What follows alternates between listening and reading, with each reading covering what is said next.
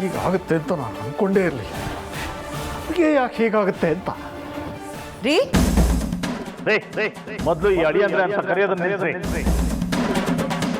ನನ್ನ ಕೋಪ ಜಾಸ್ತಿ ಆದ್ರೆ ನಾನು ಏನು ಮಾಡ್ತೀನೋ ನನಗೆ ಗೊತ್ತಿಲ್ಲ. ಹೋಗ್ತಾರೆ ಇಲ್ಲಿಂದ. ಏನಾಯ್ತ್ರಿ? ಯಾಕೆ ಇಷ್ಟೊಂದು ಬೇಜಾರಲ್ಲಿದ್ದೀರಾ? ಅಳಿಯಂದ್ರ ಹತ್ರ ಮಾತಾಡಿದ್ರಾ? ಅವ್ರ ಮನೆಗೆ ಬರ್ತೀನಿ ಅಂತ ಒಪ್ಕೊಂಡ್ರಾ? ಹೇಳ್ರಿ, ನಾನು ಕೇಳ್ತಾನೆ ಇದ್ದೀನಲ್ಲ. ಬೆಳಿಗ್ಗೆ ನೀವು ಹೋದಾಗಿಂದ ಜೀವ ಬಿಗಿ ಹಿಡಿದು ನಿಮ್ಗೋಸ್ಕರ ಕಾಯ್ತಾ ಇದ್ದೀನಿ. ಅವ್ರಿಗೆ ಏನು ಹೇಳಿದ್ರು ಅಂತ ಹೇಳಿ. ಏನು ಹೇಳಬೇಕೆ ಕೌಸಲ್ಯ? ಏನೇನೋ ಆಗ್ಬಿಡುತ್ತೆ ಅಂತ ಕನಸು ಕಟ್ಕೊಂಡಿದ್ಯಾ? ನಮ್ಮ ಸಮಸ್ಯೆಗಳೆಲ್ಲ ಮುಗಿದು ಹೋಗುತ್ತೆ, ನಮ್ಮ ನೋವೆಲ್ಲ ನಿಂತು ಹೋಗುತ್ತೆ ಅಂದ್ಕೊಂಡಿದ್ಯಾ? ಬಿಟ್ಬಿಡು, ಎಲ್ಲ ಆಸೆ ಬಿಟ್ಬಿಡು. ರೀ, ಅಪಶಕ್ನ ಮಾತಾಡಬೇಡಿ. ಶಕುನ ಅಪಶಕುನ ಮಾತಲ್ಲಿಲ್ಲ, ಮನುಷ್ಯರ ಮನಸ್ಸಲ್ಲಿದೆ. ಮನೆ ಬಾಗಿಲಿಗೆ ಹೋದ್ರೆ ಅವಮಾನ ಮಾಡಿ ಕಳಿಸ್ತಾರಲ್ಲೇ, ಅದು ಕಣೆ ಅಪಶಕುನ. ಏನು ಅವಮಾನ ಮಾಡಿ ಕಳಿಸಿದ್ರ? ಅದು ನಿಮ್ಗ? ಅಳಿಯಂದ್ರು ಏನಂದ್ರು ಅಂತ ಹೇಳ್ರಿ. ಯಾರೇ ಅಳಿಯ? ಯಾರಿಗ ಅಳಿಯ? ಇನ್ನು ಮುಂದೆ ನನಗೆ ಆ ಮನುಷ್ಯನ ಹೆಸರು ಕೇಳಬಾರ್ದು. ಅಟ್ಲೀಸ್ಟ್ ನಾನು ಬದುಕಿರೋವರೆಗೂ ಈ ಮನೆಯಲ್ಲಿ ಆ ಹೆಸರು ನನ್ನ ಕಿವಿ ಮೇಲೆ ಬೀಳಬಾರ್ದು. ಅಯ್ಯೋ, ಯಾಕ್ರಿ ಹೀಗೆ ಮಾತಾಡ್ತಾ ಇದ್ದೀರಾ? ಏನೇ ಮಾತಾಡಬೇಕು? ದೇವರು ಒಂದು ಕಿತ್ಕೊಂಡ್ರೆ ಏನೋ ಕೊಡ್ತಾನೆ ಅಂತಾರೆ. ಆದರೆ ನಮ್ಮಿಂದ ಬರೀ ಕಿತ್ಕೊಳ್ಳೋದೇ ಆಯ್ತಲ್ಲೇ. ಏನು ಕೊಟ್ಟಿದ್ದಾನೆ ನಮಗೆ ಹೇಳು? ಅಲ್ಲ, ಆ ಅಳಿಯ ಅನ್ನೋರು ನಮ್ಮ ಮನೆಗಂತೂ ಬರಲ್ಲ. ನಾನೇ ಅವ್ರ ಮನೆಗೆ ಹೋದ್ರೆ ಮಾವ ಅಂತ ಗೌರವನೂ ಕೊಡದೆ ಹೊಟ್ಟೋಗಿ ನಮ್ಮ ಮನೆಯಿಂದ ಅಂತ ಕಳಿಸ್ಬಿಟ್ರು. ನಿಮ್ಮ ಬಗ್ಗೆ ನನಗೆ ಗೊತ್ತಿಲ್ಲ, ಆದರೆ ನನಗೆ ಇನ್ಮೇಲೆ ಅಳಿಯ ಅನ್ನೋ ಪದ ಗೊತ್ತೇ ಇಲ್ಲ. ಇದೆಲ್ಲ ಮುಗ್ದು ಹೋದ ಕಥೆ. ಅವ್ರ ಪಾಲಿಗೆ ನಾನು ಸತ್ತು ಹೋಗಿದ್ದೀನಿ. ಏನು ಹೇಳು? ಸತ್ತು ಹೋಗಿದ್ದೀನಿ, ಇನ್ನೇನು ಕೇಳಬೇಡ. ರೀ,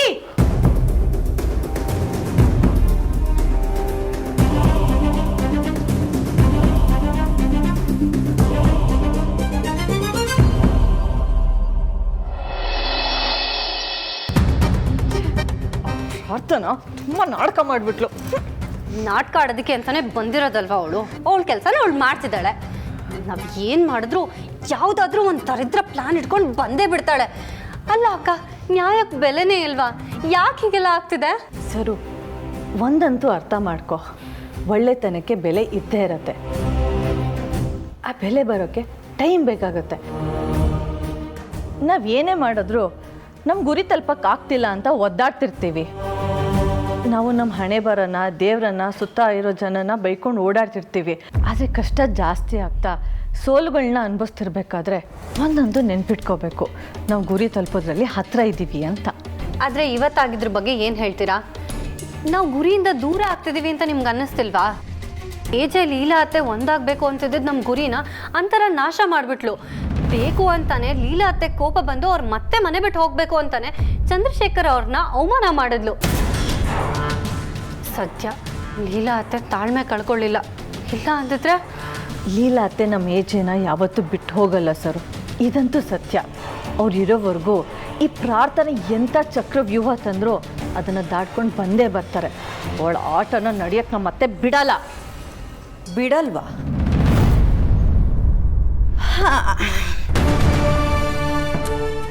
ಬಿಟ್ಟಾಯ್ತು. ನೀವುಗಳು ಕನಸು ಕಾಣೋದನ್ನ ಬಿಟ್ಟಾಯ್ತು. ಈ ಬೊಗಳೆ ಮಾತಾಡಿಕೊಂಡು ಸುಮ್ಮನೆ ಟೈಮ್ ವೇಸ್ಟ್ ಮಾಡೋ ಬದಲು ಈಗಲೂ ಕಾಲ ಮಿಂಚಿಲ್ಲ, ನನ್ನ ಪಕ್ಷಕ್ಕೆ ಸೇರ್ಕೊಂಬಿಡಿ. ಕೊನೆ ಪಕ್ಷ ಈ ಮನೆಯಲ್ಲಿರೋದಕ್ಕೆ ಜಾಗನಾದರೂ ಕೊಡ್ತೀನಿ. ಆ ಲೀಲನ್ ಜೊತೆ ಹೋದರೆ ಯಾವುದಾದ್ರೂ ಮುಸ್ರೆ ತಿಕ್ಕೊಂಡು ಮೂಲೆಯಲ್ಲಿ ಬಿದ್ದಿರಬೇಕಾಗತ್ತೆ. ಪ್ರಾರ್ಥನಾ! ಬಾಬಾ ಏನು ಒಗ್ಗಟ್ಟು, ಒಗ್ಗಟ್ಟಿನಲ್ಲಿ ಬಲವಿದೆ ಅನ್ನೋದನ್ನ ನಿಮ್ಮನ್ನು ನೋಡೇ ಬರೆದಿರಬೇಕು. ಅದಕ್ಕೆ ನಮ್ಮ ಮೇಷ್ಟ್ರು ಒಂದು ಎಕ್ಸಾಂಪಲ್ ಕೊಡ್ತಿದ್ರು, ಪೊರಕೆ. ಆ ಥರ ನೀವುಗಳು ನನ್ನ ಪಾಲಿಗೆ ಬಾಗ್ಲ ಹಿಂದೆ ಮೂಲೆಯಲ್ಲಿ ಬಿದ್ದಿರೋಂಥ ಪೊರಕೆ. ಪೊರ್ಕೆನಲ್ಲಿ ಹೊಡೆದ್ರೆ ಹೇಗಿರುತ್ತೆ ಅಂತ ನಿಮ್ಮ ಮೇಷ್ಟ್ರು ಹೇಳಿಲ್ವಾ? ಸರು, ಮುಚ್ಚು ಬಾಯ್. ನಾವು ಏಜೆ ಸೊಸೆಂದ್ರು ಕೋಪ ಮಾಡ್ಕೋಬಾರ್ದು, ಕೆಟ್ಟದಾಗಿ ಬೈಬಾರ್ದು ಅನ್ನೋ ಒಂದೇ ಒಂದು ಕಾರಣಕ್ಕೆ ಸುಮ್ಮನೆ ಇದ್ದೀವಿ. ಇಲ್ಲ ಅಂದಿದ್ರೆ ಏನ್ರೇ ಮಾಡ್ತೀರಾ? ನಮ್ಮ ಮಾತು ಕೇಳಿಸ್ಕೊಳಕ್ಕಾಗದೆ ಯಾವತ್ತೋ ಮನೆ ಬಿಟ್ಟು ಹೋಗ್ತಿದ್ದೆ. ಜೋಕು. ನನಗಿವತ್ತು ಮೂಡಿಲ್ಲ, ನಾಳೆ ನಗ್ತೀನಿ. ಆ ಲೀಲಾ ಅವರಪ್ಪ ಚಂದ್ರುನ ಮನೆ ಕರೆಸಿ ನಾನು ಅಂತರ ಅಲ್ಲ ಪ್ರಾರ್ಥನಾ ಅಂತ ಹೇಳ್ಸೋದಕ್ಕೆ ಪ್ರಯತ್ನ ಪಟ್ರಿ ಅಲ್ವಾ? ಅದಕ್ಕೆ ನಾನು ಕೊಟ್ಟಿದ್ದ ಉತ್ತರ ಹೆಂಗಿತ್ತು? ಏಕ್ ಮಾರ್ ದೋ ತುಕಡ ಅಲ್ವಾ ಅಲ್ವಾ?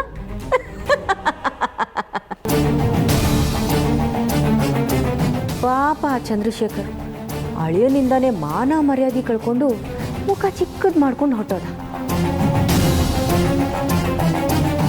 ಛೇ ಛೇ ಛೇ ಛೇ ಛೇ, ಯಾವ ಮಾವನಿಗೂ ಇಂಥ ಪರಿಸ್ಥಿತಿ ಬರೋದು ಬೇಡ. ನನ್ನ ಸುದ್ದಿಗೆ ಬಂದರೆ ಒಬ್ಬೊಬ್ಬರನ್ನು ಡಿಸೈನಾಗಿ ಹೊಡೆದು ಬಿಸಾಕ್ತೀನಿ. ಹುಷಾರ್.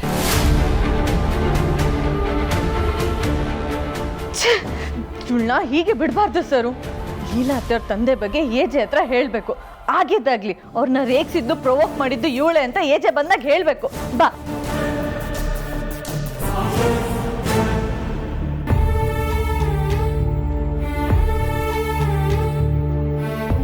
ಇನ್ನೂರದ್ದು 2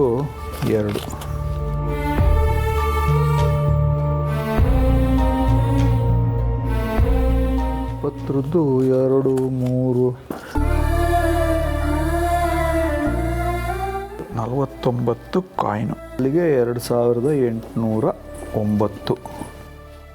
ಎಷ್ಟಿದೆ ಇದರಲ್ಲಿ? 250. 250 ಸೇರಿಸಿದ್ರೆ 3059. ಕೌಸಲ್ಯ, ನಿಂದು ಜುಮ್ಕಿ ಇತ್ತಲ್ಲ, ತಗೊಂಬ. ಚುಮ್ಕಿನ ಇವಾಗ ಯಾಕ್ರಿ? ಮನೆ ಮೂಲೆ ಎಲ್ಲ ಹುಡುಕಾಡಿದ್ದಕ್ಕೆ 3059 ರೂಪಾಯಿ ಸಿಕ್ಕಿದೆ. ಮನೆ ನಡೆಸ್ಬೇಕಲ್ಲ, ಅದಕ್ಕೆ ಜುಮ್ಕಿ ಅಡ ಇಟ್ಬಿಟ್ಟು ದುಡ್ಡು ತರ್ತೀನಿ. ಕೆಲಸ ಸಿಕ್ಕಿ ಸಂಬಳ ಸಿಕ್ಕಿದ ಮೇಲೆ ಬಿಡಿಸ್ಕೊಂಡು ಬಂದರೆ ಆಯಿತು. ಇಂಥ ಒಂದು ಪರಿಸ್ಥಿತಿ ನಮ್ಗೆ ಬರುತ್ತೆ ಅಂತ ನಾನು ಅಂದ್ಕೊಂಡೇ ಇರಲಿಲ್ಲ. ನೀವು ಅಳಿಯಂದ್ರ ಜೊತೆ ಜಗಳ ಆಡದೇ ಇದ್ದಿದ್ರೆ ಅವ್ರು ನಮ್ಮ ಪರಿಸ್ಥಿತಿನ ಅರ್ಥ ಮಾಡಿಕೊಂಡು ನಿಮ್ಮ ಮೇಲೆ ಬಂದಿರೋ ಆಪಾದನೆಯನ್ನು ದೂರ ಮಾಡಿರೋರು. ಅಳಿಯಂದ್ರು ತಾವಾಗೆ ಆಪಾದನೆಯನ್ನು ದೂರ ಮಾಡಿದಿದ್ರೆ ನಿಮಗೂ ಬೇರೆ ಕಡೆ ಕೆಲಸ ಸಿಕ್ಕಿರೋದು. ಈ ಥರ ಸಂಧಿಗೊಂದಿಲಿ ಇಟ್ಟಿರೋ ದುಡ್ಡನ್ನೆಲ್ಲ ತೊಗೊಂಡು ಬಂದು ಎಣಿಸಿ ಮನೆ ನಡೆಸೋವಂಥ ದರಿದ್ರ ಪರಿಸ್ಥಿತಿ ಬರ್ತಾ ಇದ್ದಿಲ್ಲ. ಸಾಕು, ಸುಮ್ಮನೆ ಇದೆ. ನಿನಗಾಗಲೇ ಹೇಳಿಲ್ವಾ ಅಳಿಯ ಅನ್ನೋ ಪದ ನಮ್ಮ ಮನೇಲಿ ಕೇಳಿಸ್ಬಾರ್ದು ಅಂತ? ಆ ಪದ ನನ್ನ ಪಾಲಿಗೆ ಸತ್ತು ಹೋಗಿದೆ. ಆ ರೀತಿನೇ ಬದುಕ್ತಾ ಇದ್ದೀನಿ ನಾನು. ಬಿಡ್ತು ಅನ್ರಿ, ನಮ್ಮ ಮಗಳು ಅವ್ರ ಮನೇಲಿದ್ದಾಳೆ. ಇದ್ದಾಳ? ಎಲ್ಲಿದ್ದಾಳೆ? ಬರೀ ಅವಳು ದೇಹ ಮಾತ್ರ ಅಲ್ಲಿದೆ, ಆದರೆ ಅವಳು ಮನಸ್ಸು ಎಲ್ಲಿದೆ? ಅವಳು ಮನಸ್ಸು ತನ್ನ ಗಂಡನೇ ತನ್ನ ಸರ್ವಸ್ವ ಅಂತ ಆ ಮನೆಗೆ ಎಲ್ಲ ರೀತಿಯಲ್ಲೂ ಸಹಾಯ ಮಾಡಿ ಆ ಮನೆ ಉಳಿಸೋದಕ್ಕೆ ಪ್ರಾಣ ಪಣ ಇಟ್ಟು ಹೋರಾಡ್ತಾ ಇರೋ ನನ್ನ ಮಗಳಿಗೆ ಆ ಮನುಷ್ಯ ಏನು ಮಾಡ್ತಾನೆ? ಆ ಮನುಷ್ಯ, ನನಗೆ ಆ ಮನುಷ್ಯನ ಬಗ್ಗೆ ಮಾತಾಡೋದಕ್ಕೂ ಅಸಹ್ಯ ಅನ್ಸುತ್ತೆ. ಆ ಮನುಷ್ಯನಿಗೆ ಪಿತ್ತ ನೆತ್ತಿಗೇರಿದ್ರೂ ಪರವಾಗಿರಲಿಲ್ಲ, ಆದರೆ ಅಹಂಕಾರ, ಅಂಧ ಮದ ಕಣ್ಣು ಮುಚ್ಚಿಬಿಟ್ಟಿದೆ. ಪ್ರೀತಿ ಕಣ್ಣಿರಲ್ಲ ಅಂತ ಹೇಳ್ತಾರೆ, ಆದರೆ ಇವಾಗ ಕಿವಿನೂ ಕೇಳಲ್ಲ. ಯಾವುದು ಒಳ್ಳೆಯದು ಯಾವುದು ಕೆಟ್ಟದ್ದು ಅನ್ನೋ ವ್ಯತ್ಯಾಸನೇ ಗೊತ್ತಾಗ್ತಾ ಇಲ್ಲ, ಗೊತ್ತಾಗೋದೂ ಇಲ್ಲ. ನಾವು ಆ ವ್ಯಕ್ತಿನ ಉಳಿಸೋಕ್ಕೆ, ಆ ಮನೇನ ಉಳಿಸೋಕ್ಕೆ ಎಷ್ಟೇ ಸತ್ಯಗಳನ್ನು ತಗೊಂಡು ಹೋಗಿ ಅವ್ರ ಮುಂದಿಟ್ರೂ ನಾವೇ ಕೆಟ್ಟವರಾಗಿ ಕಾಣಿಸ್ತೀವಿ. ಕೆಟ್ಟವರೆಲ್ಲ ಆ ಮನುಷ್ಯನಿಗೆ ದೇವತೆಗಳ ಥರ ಕಾಣ್ತಾರೆ. ಅಲ್ಲ ರೀ, ಅಳಿಯಂದ್ರ ಬಗ್ಗೆ ಹೀಗೆಲ್ಲ ನಾವೇ ಮಾತಾಡಿದ್ರೆ ಆ ದೇವ್ರು ಮೆಚ್ತಾನ? ದೇವ್ರ? ಯಾವ ದೇವ್ರೆ? ಆ ದೇವ್ರು ಅಂತ ಇದ್ದಿದ್ರೆ ನಮ್ಗೆ ಯಾಕೆ ಇಷ್ಟು ಕಷ್ಟ ಕೊಡ್ತಾ ಇದ್ದ? ನೀನು ಇನ್ನೊಂದು ಮಾತಾಡಬೇಡ. ಅವ್ರ ಮನೆ ಹಣೆ ಬರಹ ಬದಲಾಯಿಸಕ್ಕೆ ಹೋಗಿ ನಾವು ನಮ್ಮ ಹಣೆ ಬರಹ ತಿದ್ದುಕೊಂಡು ವಾಪಸ್ ಬರೋ ಹಾಗಾಗಿದೆ ಪರಿಸ್ಥಿತಿ. ನಮ್ಮ ಸಂಬಂಧನೂ ಮುರಿದಿದ್ದಾಗಿದೆ. ಇನ್ನು ಮನುಷ್ಯನ ಸವಾಸಕ್ಕೂ ಹೋಗಲ್ಲ ನಾನು. ಹೇಗೂ ಒಂದು ಕೆಲಸ ಸಂಪಾದನೆ ಮಾಡಿ ಮನೆ ನಡೆಸಿದ್ರೆ ಸಾಕು.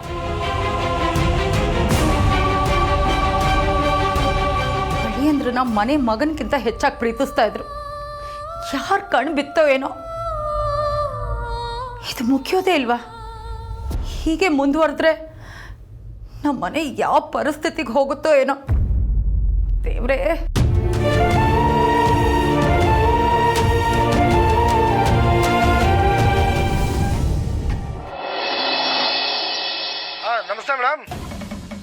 ನಿನ್ನ ನಮಸ್ಕಾರ ಇಟ್ಕೊಂಡು ನಾನೇನಯ್ಯ ಮಾಡಲಿ? ಮೊದಲು ನಾನು ಹೇಳಿದ ಕೆಲಸ ಮುಗಿಸ್ತೀಯಾ ಅದನ್ನು ಹೇಳು. ನನ್ನ ಹತ್ರ ಬಂದ ಕೆಲಸ ಹಾಸ್ಪಿಟ್ಲಿಗೆ ಹೋಗೋ ಮನ್ಸ ಇದ್ದಂಗೆ ಉಸಿರು ಆದ್ಮೇಲೆ ಆಚೆ ಬರೋದು ಪ್ರಾಬ್ಲಮ್ ಇರಲ್ಲ. ಹಂಗೆ ಮಾಡ್ತೀವಿ ಕೆಲಸನ. ನಿನ್ನ ಬಿಟ್ಟಿ ಬಿಲ್ಡಪ್ ಸಾಕು. ನಾನು ಹೇಳಿದ ಕೆಲಸ ಆಯ್ತಾ? ಮೇಡಮ್ ಅದಾಗಿ ಸುಮಾರು ಹೊತ್ತಾಯ್ತು. ಬಡ್ಡಿ ಸಮೇತ ಕಾಸು ವಾಪಸ್ ಕೊಡಲಿಲ್ಲ ಅಂದರೆ ಕಾನೂನಲ್ಲೇ ನಂಗೆ ಶಿಕ್ಷೆ ಕೊಡೋಕ್ಕೆ ಕನ್ಫ್ಯೂಷನ್ ಆಗಬೇಕು ಅಂತ ಕ್ರೈಮ್ ಮಾಡ್ತೀನಿ ಅಂತ ಎದುರಿಸಿ ಬಂದಿದ್ದೀನಿ. ಆ ಚಂದ್ರಶೇಖರ್ ಹಣ ವಾಪಸ್ ಕೊಡೋಕ್ಕಾಗದೆ ವಿಲ ಒದ್ದಾಡಬೇಕು. ಹಾಗೆ ಮಾಡು. ಮೇಡಮ್ ಈ ಕೆಲಸ ಮಾಡೋದ್ರಲ್ಲಿ ನಾವು ಎತ್ತಿದ ಕೈ.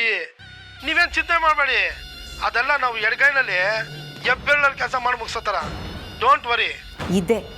ಇದೇ ಕಾನ್ಫಿಡೆನ್ಸ್ನ ಕೆಲಸದ ಮೇಲೂ ತೋರಿಸು. ಬೇಗ ಕೆಲಸ ಮುಗಿಸು, ಕಾಯ್ತಿರ್ತೀನಿ. Okay madam.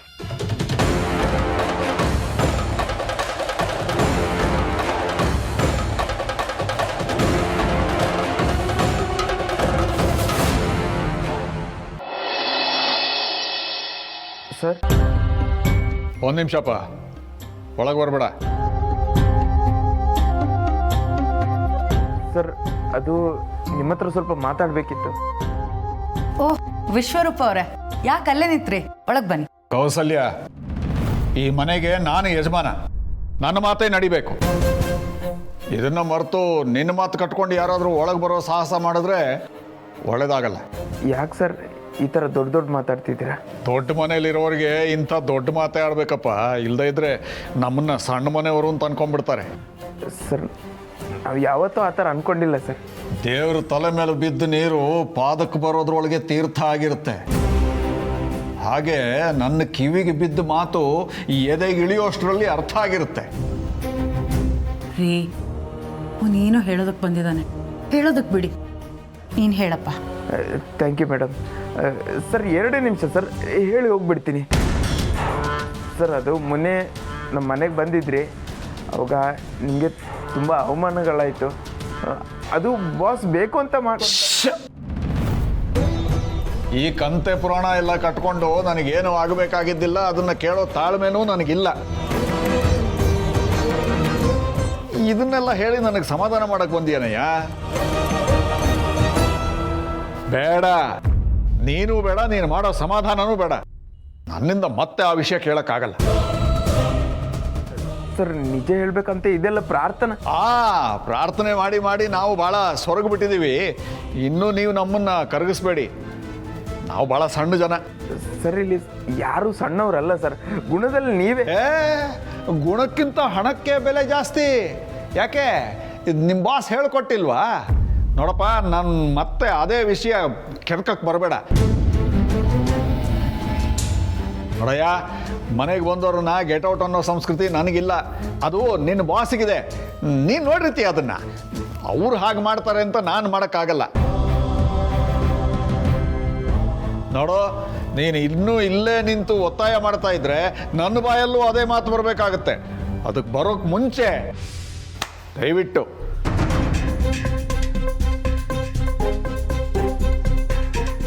ಅಮ್ಮ, ನೀವಾದರೂ 1 ನಿಮಿಷ ನನ್ನ ಮಾತು ಕೇಳ್ತೀರಾ? ನೀನೇ ನೋಡ್ದಿಯಲ್ಲಪ್ಪ, ಅವ್ರ ಕೋಪನ ಸಹಿಸ್ಕೊಳ್ಳೋ ಶಕ್ತಿ ಆಗಲಿ, ಅದನ್ನು ತಡೆಯೋ ಸಾಮರ್ಥ್ಯ ಆಗಲಿ ನನಗಿಲ್ಲ. ಅವ್ರಿಗೆ ಅಳಿಯಂದ್ರ ಮೇಲೆ ತುಂಬಾ ಕೋಪ ಬಂದಿದೆ. ನೋಡೋಣ, ಇನ್ನೊಂದೆರಡು ದಿನದಲ್ಲಿ ಸರಿ ಹೋಗ್ಬೋದು. ಸರಿ, ಅಲ್ಲಿವರೆಗೂ ಕಾಯ್ತೀನಿ. ಯಾಕಪ್ಪ ಹೇಳಿದ್ರೆ ನಿನಗೆ ಅರ್ಥ ಆಗಲ್ವಾ?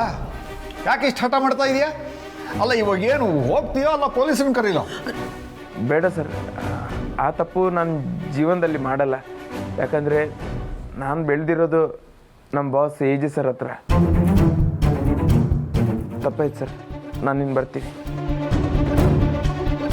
ಏನ್ರಿ ನೀವು ಸುಮ್ಮನೆ ಆ ಹುಡುಗನ ಮೇಲೆ ಕೋಪ ತೋರಿಸಿದ್ರಿ?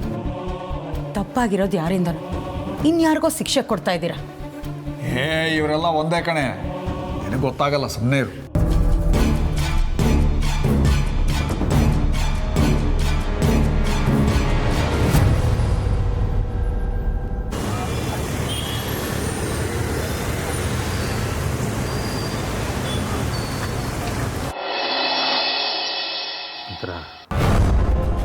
ಅಳಬೇಡ, ನಿನ್ನ ಕಣ್ಣಲ್ಲಿ ನೀರು ನೋಡೋಕ್ಕಾಗಲ್ಲ ನನಗೆ. ಬರೋದಾದರೆ ರಕ್ತನೇ ಬಂದುಬಿಡ್ಲಿ ಬಿಡು ಅಭಿ. ಪ್ರಾಣನಾದ್ರೂ ಬಿಟ್ಬಿಡ್ತೀನಿ. ಮಂತ್ರ ಪ್ಲೀಸ್, ಯಾಕೆ ಈ ಥರ ಎಲ್ಲ ಮಾತಾಡ್ತಿದ್ಯಾ ನೀನು? ನಾನು ಏನು ಮಾಡಲಿ ಅಭಿ, ನನ್ನಿಂದ ನಿನ್ನ ಚಂದ್ರಶೇಖರ್ ಅವ್ರ ಸಂಬಂಧ ಹಾಳಾಗೋಯ್ತಲ್ಲ, ಆ ಗಿಲ್ಟು ನನ್ನನ್ನು ಈ ಥರ ಎಲ್ಲ ಮಾತಾಡಿಸ್ತಿದೆ.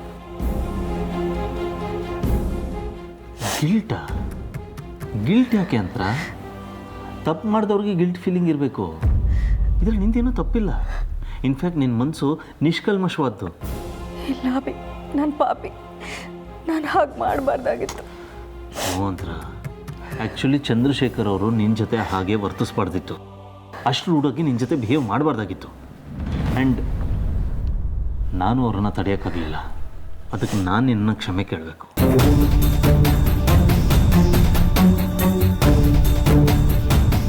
ಅಯ್ಯೋ ಅಭಿ, ನೀನು ನನ್ನ ಹತ್ರ ಸಾರಿ ಕೇಳೋ ಬದಲು ನನಗೆ ವಿಷ ಕೊಟ್ಬಿಡು. ನೆಮ್ಮದಿಯಾಗಿ ಕುಡಿದು ನಿನ್ನ ಮಡ್ಲಲ್ಲಿ ಪ್ರಾಣ ಬಿಡ್ತೀನಿ. ನಾನು ನಿನ್ನನ್ನು ದೇವರು ಅಂದ್ಕೊಂಡಿದ್ದೀನಿ ಅಭಿ. ಭಕ್ತಿ ಹತ್ರ ದೇವರು ಕ್ಷಮೆ ಕೇಳ್ಬೋದಾ? ನೋ ಅಂತ ಪ್ರೀತಿಲಿ ಮೇಲು ಕೀಳು ಅಂತರಗಳು ಇದು ಯಾವುದೂ ಇಲ್ಲ. ಇನ್ಫ್ಯಾಕ್ಟ್ ನಾವಿಬ್ಬರು ಒಂದೇ ಜೀವ, ಎರಡು ದೇಹ. ಅಕ್ಕ, ಇವಳೇನಕ್ಕ ಪ್ಲ್ಯಾನ್ ಮಾಡ್ತಿದ್ದಾಳೆ ಇವಾಗ? ನಮ್ಮ ಹತ್ರ ಬಿಲ್ಡಪ್ ತೊಗೊಂಡಿದ್ಲಲ್ಲ, ಅದು ಎಡ್ವರ್ಟ್ ಆಗಬಾರ್ದು ಅಂತ ಫೌಂಡೇಶನ್ನ ಗಟ್ಟಿ ಮಾಡ್ತಾಳೆ ಅನಿಸುತ್ತೆ. ನೀನೇನೋ ಇದ್ದೆ, ನನ್ನನ್ನು ಕಾಪಾಡಿದೆ. ನೀನಿಲ್ಲ ಅಂದಿದ್ರೆ ಎಷ್ಟು ದೊಡ್ಡ ತೊಂದರೆ ಆಗ್ತಿತ್ತು ಗೊತ್ತಾ? ನಾನಿರೋವರೆಗೂ ನೀನನ್ನು ಯಾರು ಏನೂ ಮಾಡೋಕ್ಕಾಗಲ್ಲ ಅಂತ. ಹೌದು ಅಭಿ, ನಿನ್ನ ಪ್ರೀತಿನೇ ನನಗೆ ಶ್ರೀರಕ್ಷೆ. ಅದೊಂಥರ ಕವಚ ಇದ್ದ ಹಾಗೆ. ನೀನು ಪ್ರೀತಿನ ಕಾಪಾಡೋದಕ್ಕೆ ನಾನು ಪುಣ್ಯ ಮಾಡಿದ್ದೀನಿ ಅಂತ. ಕೆಟ್ಟ ಕಣ್ಗಳಾಗಲಿ ಕೆಟ್ಟ ಬುದ್ಧಿಯವರಾಗಲಿ ನನ್ನ ಹತ್ರ ಸುಳಿಯೋಕ್ಕೂ ನೀನು ಬಿಡಲ್ಲ. ಅಷ್ಟು ಚೆನ್ನಾಗಿ ನೀನು ನನ್ನನ್ನು ನೋಡ್ಕೋತೀಯ. ನೀನಿರೋವರೆಗೂ ನನಗೆ ಯಾರೂ ಏನೂ ಮಾಡೋಕ್ಕಾಗಲ್ಲ ಅಭಿ. ನಾನಿರೋದೇ ನಿನಗೋಸ್ಕರ ಅಭಿ. ನಾನಿರೋವರೆಗೂ ನಿನ್ಗೆ ಯಾರೂ ಏನೂ ಅನ್ನಬಾರ್ದು. ನಿನ್ನ ಕಡೆ ಯಾರೂ ಬೆರಳು ಮಾಡಿ ತೋರಿಸ್ಬಾರ್ದು. ಈಗಾಗಲೇ ಚಂದ್ರಶೇಖರ್ ಅವರಿಂದ ಮೋಸ ಹೋಗಿ ನೀನು ತುಂಬ ಹರ್ಟ್ ಆಗಿದೆಯಾ, ನೊಂದ್ಕೊಂಡಿದ್ಯಾ. ಮತ್ತೆ ಅವ್ರು ನಂಬಿ ಎಲ್ಲಿ ಮೋಸ ಹೋಗ್ತೀಯೋ ಅಂತ ಅವ್ರ ಹತ್ರ ಸ್ವಲ್ಪ ನಿಷ್ಠುರವಾಗಿ ಮಾತಾಡ್ಬಿಟ್ಟೆ. ಪ್ಲೀಸ್ ಅಭಿ, ನೀನೇನು ಅನ್ಕೋಬೇಡ. ಆ ಥರದೆಲ್ಲ ಏನೂ ಇಲ್ಲ ಅಂತ. ಅವ್ರು ನಿನ್ನ ಜೊತೆ ನಡ್ಕೊಂಡಿದ್ದ ರೀತಿ ಯಾರೇ ನೋಡಿದರೂ ಕೋಪ ಬಂದಿರೋದು. ಇನ್ಫ್ಯಾಕ್ಟ್ ನೀನು ತುಂಬ ಸೆಟಲ್ಡಾಗಿ ಅದನ್ನು ಹ್ಯಾಂಡ್ಲ್ ಮಾಡಿದೆ. ನೀನು ದೊಡ್ಡವ್ರಿಗೆ ಎಷ್ಟು ಬೆಲೆ ಕೊಡ್ತೀಯ ಅಂತ. ನಾನು ಅಷ್ಟೇ. ನಾನು ಆ ಥರ ಬಿಹೇವ್ ಮಾಡಲಿಲ್ಲ ಅಂದರೆ ನೀನು ನನ್ನ ಹೆಂಡತಿ ಅನ್ನೋ ನಂಬಿಕೆ ಅವ್ರಿಗೆ ಬರ್ತಾ ಇರಲಿಲ್ಲ. ಬರೀ ಲೀಲಾ ಮಾತ್ರ ನಾನು ಹೆಂಡತಿ ಅಂದ್ಕೊಂಡಿರೋದು. ಆದರೆ ನೀನು ನನ್ನ ಹೆಂಡ್ತಿನೇ, ನಿನಗೆ ನನ್ನ ಮೇಲೆ ಗೌರವ ಪ್ರೀತಿ ಇದೆ ಅನ್ನೋದು ಅವ್ರಿಗೆ ಗೊತ್ತಾಗಬೇಕಿತ್ತು. ಅದಕ್ಕೆ ನಾನು ಹಾಗೆ ಬಿಹೇವ್ ಮಾಡಿದ್ದು.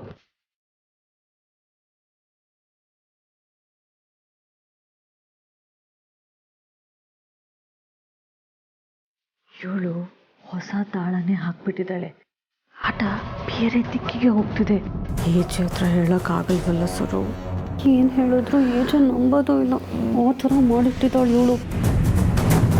ಇದೆಲ್ಲ ವೇಸ್ಟ್ ಆಗೋಯ್ತಲ್ಲ ಅಕ್ಕ.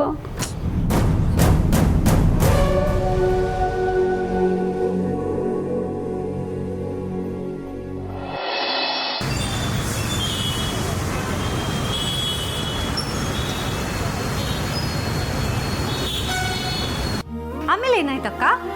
ದುರ್ಗಾಕ್ಕಂಗೆ ಅಜ್ಜಿ ಎಷ್ಟು ಹೇಳಿದ್ರು, ನಾನು ನಿನಗೆ ಎಷ್ಟು ಹೇಳಿದೆ. ಹಾಗಿದ್ರೆ ಈ ಪುರಾಣ ಪುಣ್ಯಕಥೆಗಳ ಪ್ರಕಾರ ಕೆಟ್ಟೋರ್ಗೆ ಕೊನೆಯವರೆಗೂ ಜಯ ಸಿಗ್ತಾನೆ ಇರುತ್ತೆ ಅಂತ ಆಯ್ತು. ಹೌದು, ಆದರೆ ಇದರಿಂದ ತಿಳಿದಿರೋ ನೀತಿ ಏನು ಅಂತಂದರೆ, ಕೊನೆವರೆಗೂ ಜಯ ಯಾರಿಗೆ ಸಿಗುತ್ತೆ ಅನ್ನೋದಕ್ಕಿಂತ ಕೊನೆಯಲ್ಲಿ ಯಾರು ಜಯಿಸ್ತಾರೆ ಅನ್ನೋದು ಮುಖ್ಯ. ಕರೆಕ್ಟ್. ನನ್ನ ನೀನು ಗೆಲ್ಲಲಾರೆ ತಿಳಿದು ತಿಳಿದು ಛಲವೇತಕ್ಕೆ ಎಲ್ಲರೆದುರು ಮಾನ ಹೋಗಿ ಕೊನೆಗೆ ಊರಿಂದ ಓಡುವೆ. ನನ್ನಂತ ಹೆಣ್ಣಿಂದ ಸೋಲೋಕೆ ಆಸೆಯೇ ನಿಮಗೆ. ಒಂದು ರಾಕ್ಷಸಿ ಏನಂದೆ? ಆ್ಯಕ್ಚುಲಿ ನನಗೆ ಕೇಳಿಸ್ತು.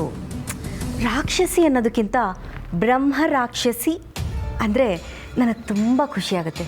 ಯಾಕಂದರೆ ಆ ಹೆಸರು ನನಗೆ ಸೂಟ್ ಆಗುತ್ತೆ. ನಾನು ಮಾಡೋ ಕೆಲಸನೂ ಅಂಥದ್ದೇ ಅಲ್ವಾ, ನಾನೇ ಆಪ್ಷನ್ ಕೊಡ್ತಿದ್ದೀನಿ. ಏನು ತುಂಬ ಮೆರಿತಿದ್ಯಾ? ಭತ್ತದ ಹೊಟ್ಟೆ ಹಾರೋದು ಅಂದ್ಕೊಂಡ್ರಾ? ಪಕ್ಷಿನೂ ಹಾರುತ್ತಮ್ಮ. ನೀವುಗಳು ಈ ಭತ್ತದ ಹೊಟ್ಟಿದ್ದಾಗೆ ಎಲ್ಲಂದ್ರಲ್ಲಿ ಹಾರಾಡ್ತಿರ್ತೀರ. ಆದರೆ ನಾನು ರೆಕ್ಕೆ ಕಟ್ಕೊಂಡು ಹಾರಬೇಕು ಅಂತಾನೆ ಬಂದವಳು. ನಾನು ಹಾರಬಾರ್ದಾ, ಮೇರಿಬಾರ್ದಾ? ಅಕ್ಕ ಬನ್ನಿ ಹೋಗೋಣ. ಎಕ್ಸ್ಕ್ಯೂಸ್ ಮೀ, ನಾನು ಈ ಮನೆ ಯಜಮಾನಿಯಾಗಿ ನಿಮ್ಮ ಹತ್ರ ಮಾತಾಡಬೇಕು ಅಂತ ಅಲ್ಲಿಂದ ಇಲ್ಲಿವರೆಗೂ ಬಂದಿದ್ದೀನಿ. ನನಗೆ ಸ್ವಲ್ಪ ಬೆಲೆ ಬೇಡವಾ? ಬೆಲೆನಾ? ಬೆಲೆ ಬಾಳೋನ್ಸರಿಗೆ ಕೊಡ್ತಾರೆ, ನೀನಂತ ಮನೆ ಹಾಳ್ರಿಗಲ್ಲ. Oh wow, nice title. Okay, let's come to the point. ಇಬ್ಬರು ಸಖಿಯರು ಸೇರಿಕೊಂಡು ಏನೋ ಹರಟೆ ಹೊಡಿತಿದ್ರಿ. ಯಾಕೆ ನಿಮ್ಮ ಮಹಾರಾಣಿ ಜೊತೆ ಸೇರಿಕೊಂಡು ಯಾವುದು ಪ್ಲ್ಯಾನ್ನ ಎಕ್ಸಿಕ್ಯೂಟ್ ಮಾಡಲಿಲ್ವೇ? ಮಾಡಿದ್ರು ನಿನಗೆ ಹೇಳೋ ಅವಶ್ಯಕತೆ ಇಲ್ಲ. ಓ ಪರವಾಗಿಲ್ವೇ, ಬ್ಯಾಕ್ಗ್ರೌಂಡಲ್ಲಿ ಏನೋ ಒಂದು ನಡೆಸ್ತಾ ಇದ್ದೀರಾ. ಓಕೆ, ನೀವು ಹೇಳ್ಕೊಳಲ್ಲ, ಆದರೆ ನಾನು ಹೇಳ್ಕೊತೀನಿ. ಆ್ಯಕ್ಚುಲಿ ನಾನೊಂದು ಪ್ಲ್ಯಾನ್ ಮಾಡಿದ್ದೀನಿ.